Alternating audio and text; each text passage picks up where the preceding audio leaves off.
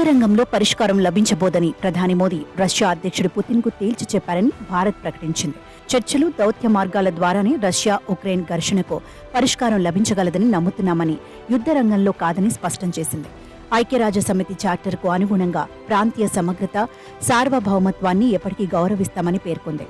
Russia చేసే ఏ తీర్మానమైనా ఐరాస చార్టర్కు కట్టుబడి ఉండాలనే విషయాన్ని చర్చల సందర్భంగా పుతిన్కు మోదీ స్పష్టం చేయాలని అమెరికా సూచించిన నేపథ్యంలో భారత్ స్పందించింది. అయితే రష్యా పర్యటనలో ఉన్న ప్రధాని మోదీ, పుతిన్ల ఆప్యాయ ఆలింగనంపై ఉక్రెయిన్ అధ్యక్షుడు జెలెన్స్కీ తీవ్రంగా స్పందించారు. ఉక్రెయిన్లో రష్యా జరిపిన క్షిపణి దాడిలో 37 మంది ప్రాణాలు కోల్పోగా మృతుల్లో 3 చిన్నారులున్నారని జెలెన్స్కీ అన్నారు.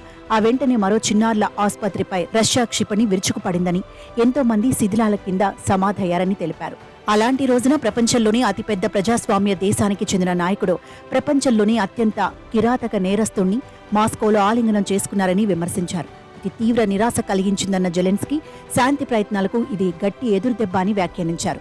మరోవైపు భారత్ తమకు వ్యూహాత్మక భాగస్వామి అని అమెరికా తెలిపింది. వివిధ అంశాలపై నిరంతరం సమగ్ర, స్పష్టమైన చర్చలతో ఇరు దేశాల మధ్య బంధాన్ని ముందుకు తీసుకెళ్తున్నట్లు పేర్కొంది. రష్యాతో మైత్రి కొనసాగింపు పైన తమ ఆందోళనలను ఎప్పటికప్పుడు తెలియచేస్తున్నామని తెలిపింది. పుతిన్తో చర్చల్లో ఉక్రెయిన్ యుద్ధాన్ని ప్రస్తావించాలని మోదీకి అమెరికా సూచించింది. రష్యా తీసుకునే ఏ నిర్ణయమైనా ఉక్రెయిన్ ప్రాంతీయ సమగ్రత, సార్వభౌమత్వం, ఐరాస చట్టాలను గౌరవించేలా ఉండాలని పుతిన్కు స్పష్టం చేయాలని చెప్పుకొచ్చింది. ఇక రష్యా పర్యటనలో ఉన్న ప్రధాని మోదీకి విశేష గౌరవం లభిస్తోంది. సోమవారం రాత్రి విందు సందర్భంగా ఆయన వెంటే ఉండి తన అధికారిక నివాసాన్ని పుతిన్ చూపించారు. ఆ సమయంలో వారిద్దరూ గోల్ఫ్ కార్ట్లో షికారు చేశారు.